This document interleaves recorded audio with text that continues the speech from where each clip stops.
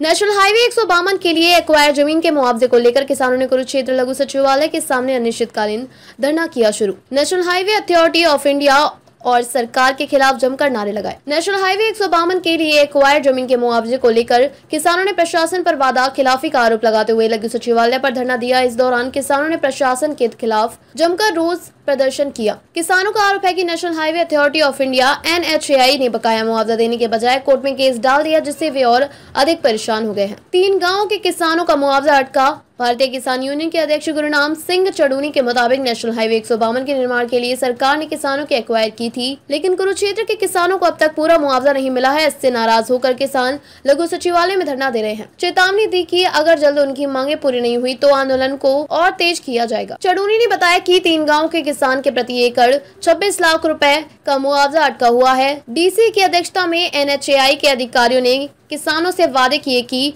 वे मुआवजे के लिए कोर्ट में केस नहीं डालेंगे, लेकिन वादा तोड़ते हुए उन्होंने केस दायर कर दिया। जानबूझकर किसानों को परेशान किया जा रहा है। 4 महीने में देना था मुआवजा। चड़ूनी ने बताया कि 2014 में सरकार के नेशनल हाईवे 152 के लिए कुरुक्षेत्र जिले के 11 गाँव की जमीन एक्वायर की थी। नई भूमि अधिग्रहण कानून के तहत किसानों को 100% सोलेशियम और ब्याज सहित 66 लाख रुपए प्रति एकड़ 4 महीने के भीतर देने का वादा किया गया था। उस समय NHAI के 66 लाख में केवल 45 लाख रुपए किसानों को दिए, लेकिन बाकी पैसा अब तक बकाया है। 2 TC करवा चुके हैं। बातचीत बकाया राशि के लिए किसान लगातार संघर्ष कर रहे हैं। पिछले साल फरवरी में किसानों ने हाईवे जाम कर दिया था। उस समय तत्कालीन DC शांतनु शर्मा ने किसानों और हाईवे अधिकारियों के बीच बैठक करवाई थी, जिसमें 54 करोड़ रुपए दिलाने पर सहमति बनी थी। इसके बाद मौजूदा DC नेहा सिंह भी अधिकारियों के साथ बैठक कर चुकी है, लेकिन NHAI ने हर बार किसानों को धोखा दिया है।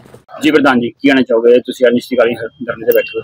देखिए, जो पेहेवा से अम्बाड़ा रोड है 152 का शायद बोलते हैं, नहीं 52D नहीं है 152। तो उसका अवार्ड जो है वो करीब 12 साल पहले हुआ था और उसका उस वक्त जो सॉल्यूशन था वो 30% दिया गया था, जबकि उसके 1 महीने पहले का अवार्ड अम्बाड़ा का था, वहां पे 100% सोल्यूशन दे दिया गया था। तो यानी जानबूझ के यहाँ का सोल्यूशन रोक लिया गया जो 100% बनता था।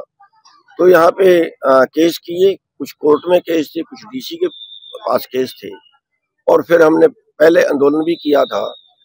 तो उस आंदोलन में NH वालों ने ये कहा था कि वादा किया था कि जो कोर्ट फैसला कर लेगी हम उसकी अपील नहीं करेंगे।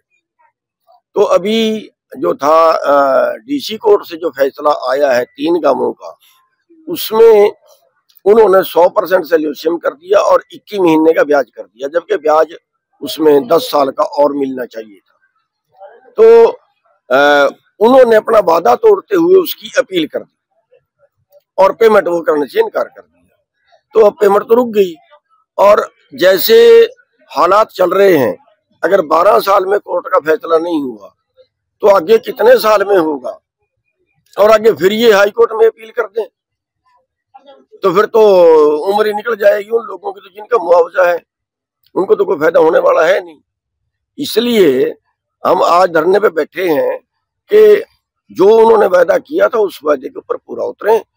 वो पेमेंट जो 26 लाख के करीब एकड़ की है वो पेमेंट कर दें, और बाकी जो है अगली कोर्ट में जो फैसला होगा अगले 10 साल के ब्याज का, वो जब फैसला होगा तब दें।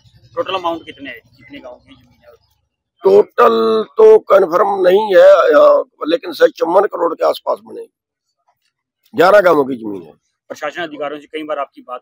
हाँ, कई बार मीटिंग हो ली है। पहले एक बार मीटिंग हुई थी, फिर उन्होंने कुछ टाइम लिया था, फिर उन्होंने कोई बात नहीं की। फिर एक दिन हमने रोड का काम बंद करवाया था, फिर दोबारा से मीटिंग रखी थी, फिर उस मीटिंग में भी उन्होंने कोई रिजल्ट नहीं निकला। तो ये सारे रास्ते देने के बाद मजबूरी बस फिर यहाँ पे बैठे। आगे की रणनीति क्या रहेगी? आगे की अभी तो धरना शुरू किया है, और जैसा जैसा टाइम आएगा वैसे वैसे रणनीति भी बदल सकती है।